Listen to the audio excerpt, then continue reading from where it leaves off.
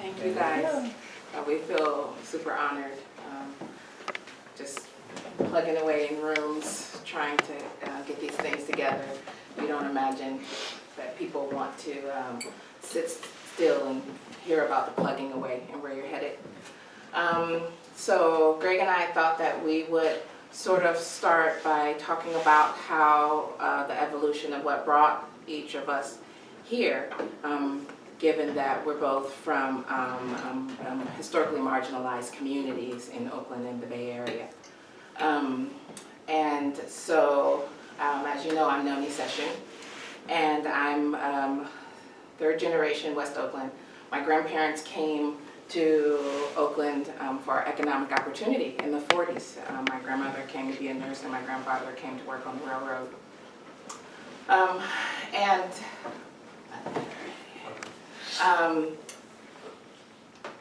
And my parents were small business owners, and my father actually owned a grocery store on Cypress, which they now call Mandela Parkway. This is me as a 3-year-old standing in front of the store, eating the pounds of sugar I was provided. We bring that up because it was the vantage point from which I watched the trajectories in Oakland change between the 70s. I'm older than I look. I was born in 1975. So I was able to see all those things happening with parents who were very out and in the community. And I saw the changes when we had opportunity in the 70s and 80s. And then when we were separated and redlined, I lived through the crack epidemic. I saw generations lost on the street. I was actually one of the few people who was able to benefit from some of the opportunities that the optimism around that time provided us. And I was able to go to college, San Francisco State, and major in Black Studies and Anthropology, and then graduate school at Cornell, where I did my doctoral work. In Nairobi, I'm on humanitarians, looking at how bureaucratic production is actually a cultural framework, and it affects the outcomes of the work we tend to consider as objective and measured approaches. And returning home after 10 years of being away, the landscape was transformed. Most people that I've known, generations of my family attended McClymonds High School, and everyone I knew was now living either outside in other cities, separated from transportation, education, access, representation. And not that Oakland wasn't begging for a boost in revenue and community diversity, but the problem became that the people who sat through several decades of municipal neglect and systematic disenfranchisement, as our city began to prosper, we were pushed out of that space. Not just physically, but also figuratively, right? So I could go to a cafe, but most of the people I know weren't welcome in that cafe. And often, there were many times that I found myself not welcome. And one of those times, involved a racial assault. And from there, we thought, okay, this is moving to a place where we have to do more. And we launched a grassroots city council campaign. And we came within 1,500 votes of winning, an entrenched incumbent, so that wasn't bad. And many people believe that you have to raise $100,000 to even get close. We raised $10,000, and we took 10,000 votes because we had bodies on the ground, and we live in a medium-sized city where if you are speaking to people, if you're organizing people, you can turn the tide. So that became very clear. And one of the platform intentions was to move us towards a cooperative economy, because if we're looking for a way to not be dependent on the movements of Silicon Valley and the movements of the tech market, the only way is to create internal relationships among ourselves, where we create for ourselves our definitions of land ownership, our definitions of credit worthiness, our definitions of community. So The other critical part, I think, coming from West Oakland, and this transitions us to East Oakland, and we think of these areas, West Oakland and East Oakland, as the flatlands, right? Where Oakland is the nexus, and it bore the large part of the environmental and social brunt of the affluence you find in the Bay Area today, right? So economic migrants came out here for heavy industry. So we've got the BART train, we've got the port, we've got heavy trucks moving goods and services through our area constantly, and Oakland is where a lot of that work sits, where all the children have had to breathe particulates in the air for 30 years, where the ground is dirty, where the municipal dollars didn't go when the roads are beat up from heavy truck movements. So this is a place, if we want to think about environmental justice, Oakland, West Oakland becomes a ground zero place to focus, to start to remediate the conditions that capitalism brings about. And so I want to pass it to Greg for a minute. Okay, so my family moved here in the early 1900s from Oklahoma. And these are some of the pictures of my family. I grew up here, went to Bishop Cordell, San Diego State, just graduated from Golden Gate University, School of Law. And I just want to give a different perspective of what's going on in terms of displacement. In East Oakland, it's kind of been like taboo for people to move there, for lack of better words. Like, no one wants to live in East Oakland, it's dangerous, and like all these other things.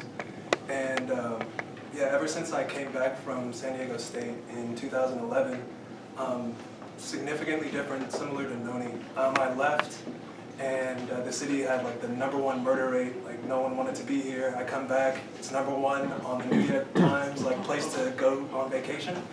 And right now with the Coliseum up in the air, and a lot of condos, luxury condos in the works in the Coliseum area. East Oakland is basically the last place that Oakland has to like do its displacement and its economic stuff. So like, I'm really interested in how we can do self-organizing and allow for these people who have been waiting for an opportunity and have been left without any opportunity really to do for self and have a way to remain rooted in places that we call home. So just like we were talking about earlier, displacement is long. The history is, if you guys have read, I'm blanking on the name of the book, about the Ohlone people here, the Ohlone Way. You'll, like, what you were talking about, this place being a paradise is true. Like, some explorers talked about how like the bay smelled like whale's breath. There are so many whales here. But like, we can't even imagine that right now. And this is the Cal Enviro screen that shows the greenhouse gas emissions for the California in general and the Bay Area to the right. And you'll see that a lot of the red spaces, where it's 91% or higher, is where communities of color are. And the further you get up into the mountains, like here, you're good, because I think we're in like 11, 10%. So, and these places are also where like a lot of the heavy industry is, a lot of where the empty buildings have been in East Oakland for decades and decades. And so this big red space down at the bottom where the Coliseum is basically like the next battleground for like, if we're gonna like allow for people to live here and contribute in any way. Like, I think East Oakland and West Oakland are what we have to focus on, but I'm kind of biased, so I go with East Oakland. So we're going to talk a little bit about like what is PREC and how it works. So we draw from a lot of different models. We're like a community land trust in the sense that we take land off the speculative market and keep it permanently affordable. We're similar to a housing cooperative in the sense that everyone who is living in the cooperative is an owner, a resident owner of the cooperative. We're similar to an investment cooperative because anyone within our area or within our community is able to put in a $1,000 investment without any securities law, and if there's ability for more from community investors. Like a community-based organization, our main focus is empowering communities to do for self and have some self-determination.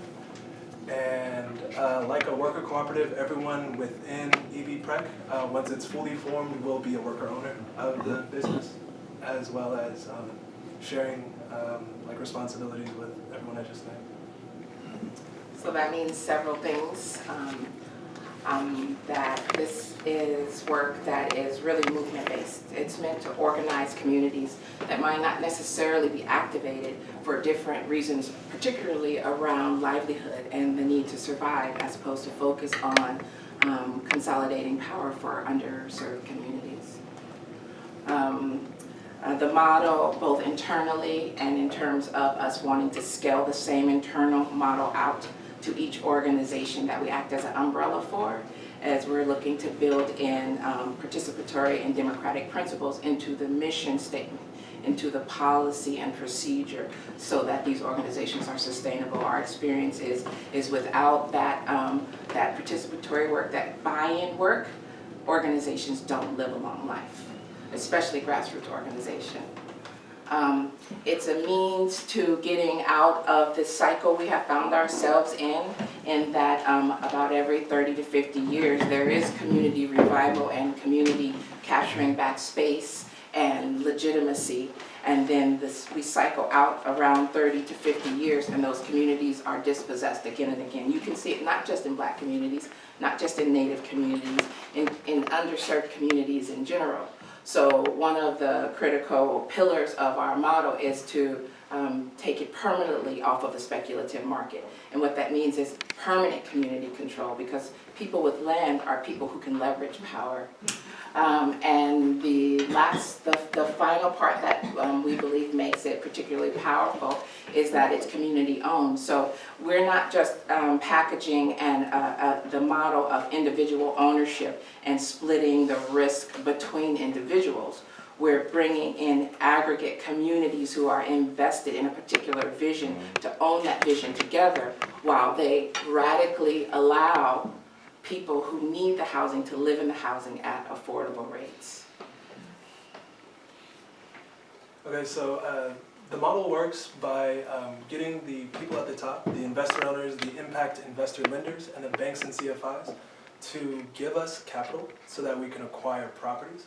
And once we get that, then we're able to allow community to have projects that lead to properties. And on those properties, the community events that we love, as well as some productive things that allow for the cooperative to internally incubate the properties and allow for people to have cheaper rent than would normally be received.